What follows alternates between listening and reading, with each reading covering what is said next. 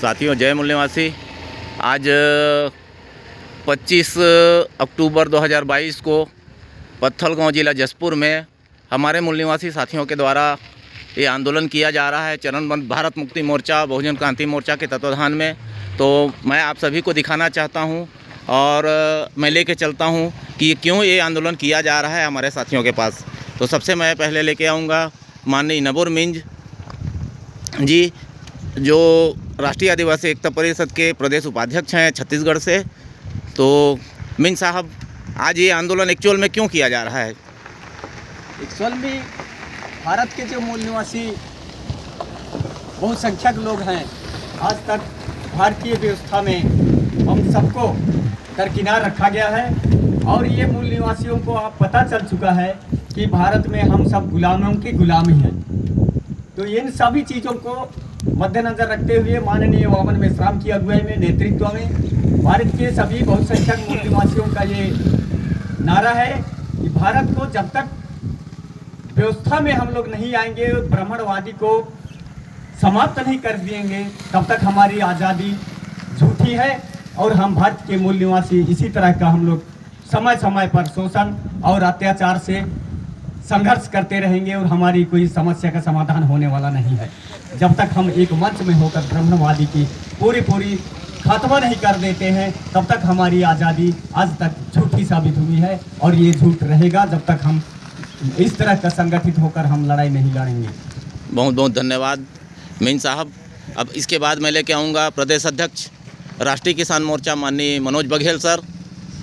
Sir, आप बताइए कि आप इस आंदोलन में, क्योंकि आप राष्ट्रीय किसान मोर्चा से हैं, तो भारत मुक्ति मोर्चा के इस आंदोलन में कैसे शामिल हैं? धन्यवाद सर।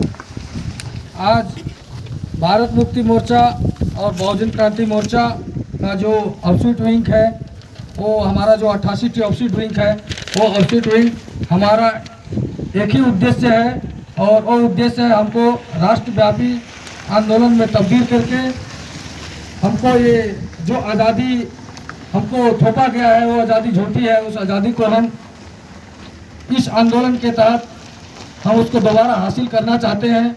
और हासिल करके ये हमारा जो राष्ट्रीय चरणबद्ध आंदोलन है, जो 4 चरण में माननीय वामन मेश्राम साहब के द्वारा ये आंदोलन का घोषणा किया गया है, उसमें मैं जाहिर समर्थन हूँ।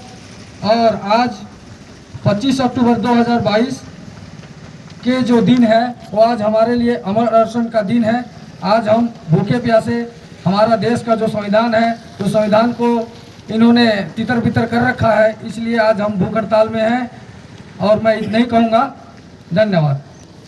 इसके बाद मैं माननीय रमेश तिर्की, जो हमारे बहुजन मुक्ति पार्टी के युवा कार्यकारी प्रदेश अध्यक्ष छत्तीसगढ़ से हैं, तो उनको मैं पूछना चाहूँगा कि वो एक पोस्टर लेके रखे हुए हैं, आप देख सकते हैं आरएसएस आतंकवादी संगठन है। सर, इस पर आप क्या कहेंगे?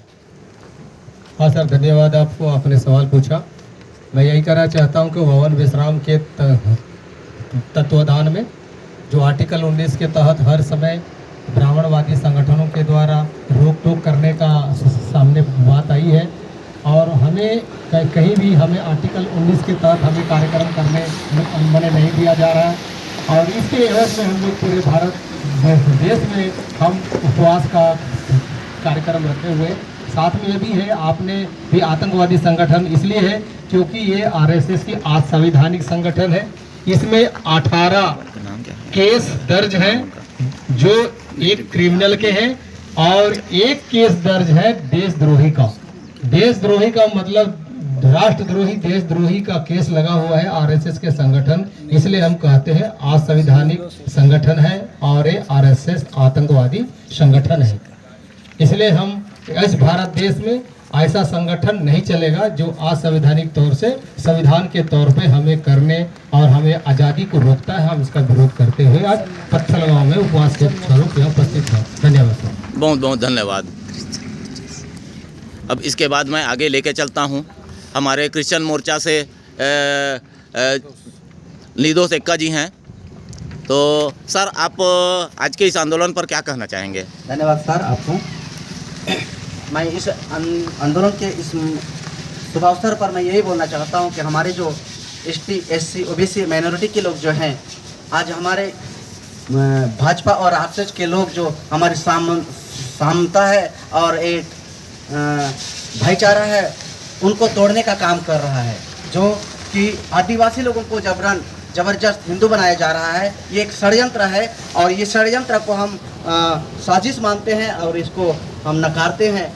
इसलिए पावन विश्राम साहब हमारे लिए अगुवाई के हैं कि इस जबरन जो हिंदू बनाया जा रहा है, उनको खत्म करने के लिए हम इस उपवास या अनशन में हम आए हैं। बहुत बहुत धन्यवाद सर। इसके बाद मैं आगे बढ़ाते हुए मान्यवर कैप्टन पौलुस कुजूर साहब से जानना चाहूँगा कि आपके हाथों में ये लिखा हुआ है कि ये आज़ादी झूठी है, देश की जनता भूखी है। सर, इस पर आप क्या कहना चाहेंगे? धन्यवाद।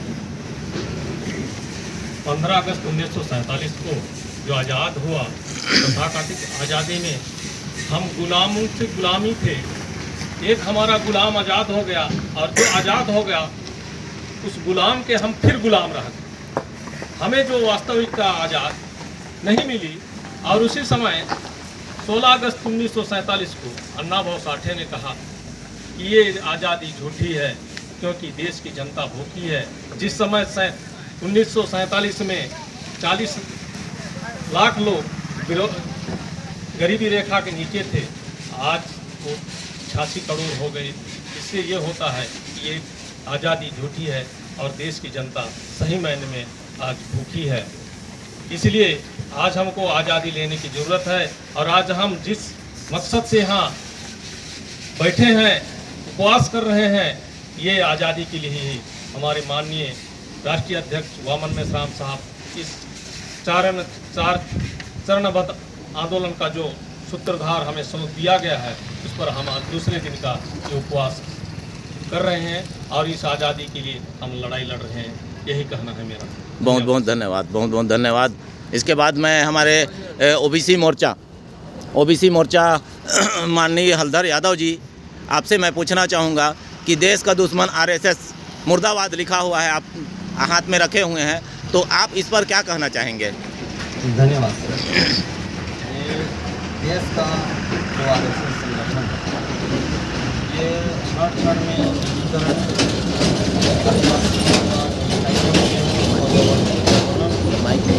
बनाने के लिए हर समय हर चीज़ में ये निजीकरण के तौर पे देश में एक आतंकवादी संगठन जो RSS अपने पूरे भारत देश में एक जड़ जो पनप गया है, उसको मिटाने के लिए, और इसी के चलते पूरा संविधान का तहस नहस हो रहा है।